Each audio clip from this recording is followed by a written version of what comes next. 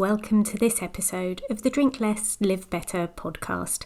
I'm your host, Sarah Williamson, and I'm glad you're here today.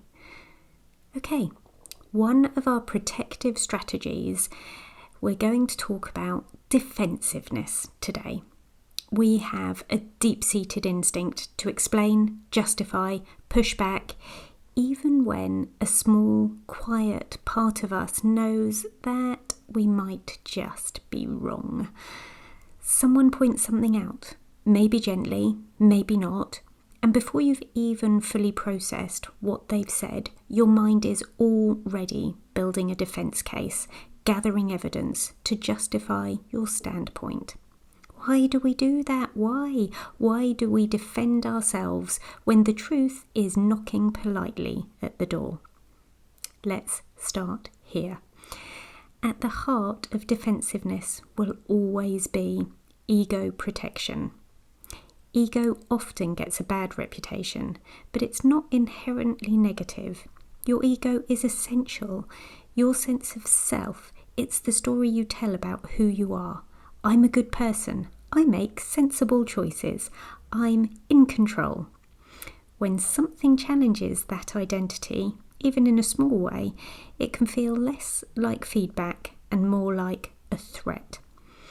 If someone suggests that your behaviour doesn't line up with who you believe yourself to be, your brain doesn't calmly say, "Oh, how very interesting, let's explore that."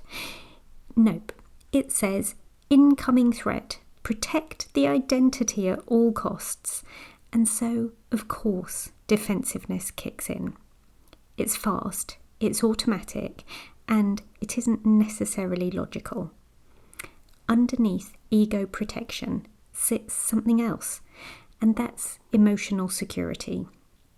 We all want to feel safe in ourselves, safe in how we're seen, safe in how we're heard, safe in our place in the world. Admitting fault or wrongness can feel like stepping out onto thin ice. Suddenly there's exposure, vulnerability, the risk of judgment, rejection, or shame. And your brain hates that risk, so it builds a shield, and defensiveness is the shield. It might sound like this. Well, it's not that bad really. I've had a stressful week. Other people do it too. I deserve this. Fill in the blank with your own version. And it's not that we're trying to be dishonest. It's that we're trying to stay safe.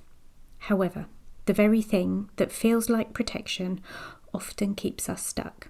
Because if we can't acknowledge what's true, we can't change it. And this shows up so clearly when it comes to alcohol. How many times have you defended your drinking? For me, I know it was a lot. I'd say, it helps me relax. I'm not as bad as other people. I can choose to stop whenever I want.